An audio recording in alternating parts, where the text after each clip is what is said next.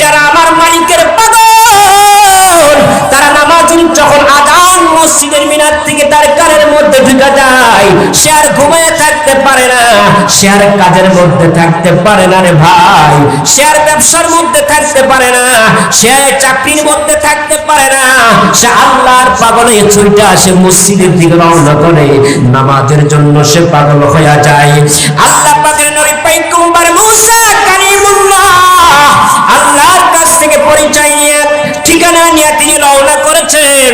যায় দেখি সামনে সেই পাহাড়ের নিচেই সেখানে আল্লাহর বান্দা তিনি দায়া দ্বারা কোরআনুল কারীম তেলাওয়াত করতেছেন, নামাজ পড়তেছেন, তাসবিহ পড়তেছেন। তিনি দ্বিতীয় আরেকদিন গেলেন, পরের দিন যায় দেখে আল্লাহর বান্দা ওইভাবে ইবাদত বন্দেগী করতেছেন। যায় তিনি অপেক্ষা করতেছেন, আল্লাহর বান্দা আমি আপনার কাছে এসেছি, একটু সময় কি করে দিবে, আপনার সঙ্গে একটু আমি কথা বলতে চাই। তিনি কোনো কথার জবাব দিলেন না। 2 দিন চলে গেল, তিনি পরের দিন আবার আসলেন।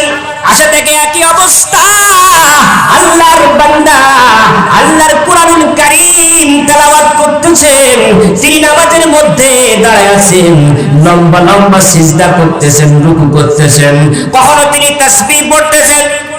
তৃতীয় দিনে যাও তিনি অপেক্ষা করতেছেন, আল্লাহর বান্দার সঙ্গে আমি একটু আলাপ আলোচনা করতে চাই। তিনি সময় করে দিলেন না।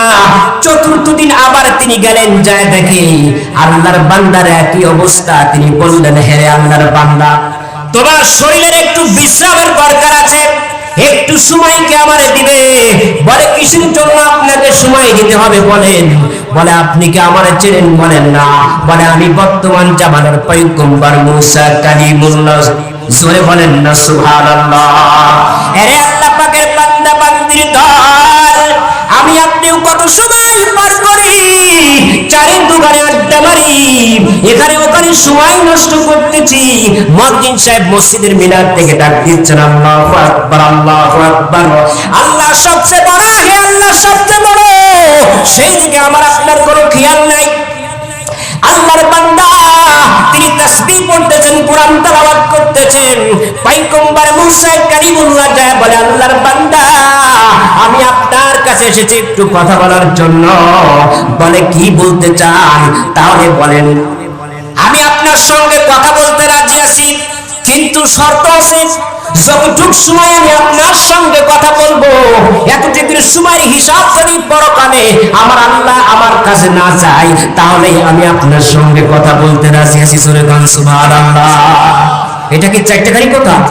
পয়গম্বর মুসা নবীকে বলতেছেন, আপনার সঙ্গে আমি কথা বলতে রাজি আছি, এতটুকু সময় আমি, যতটুকু সময় আমি আপনার সঙ্গে কথা বলবো, যদি আল্লাহ পাকের হিসাব যদি আমার কাছে না চায়।